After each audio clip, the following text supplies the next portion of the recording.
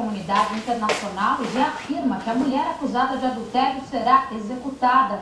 A justiça iraniana diz que ela também cometeu um assassinato e que ainda vai decidir se a punição será forca ou apedrejamento. A iraniana diz que ela também cometeu um assassinato e que ainda vai decidir se a punição será forca ou apedrejamento.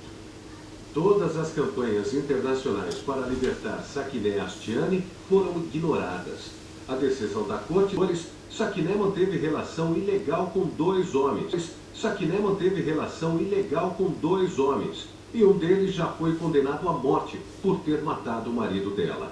A iraniana, de 43 anos, tem 2 filhos e teria confessado a participação no crime.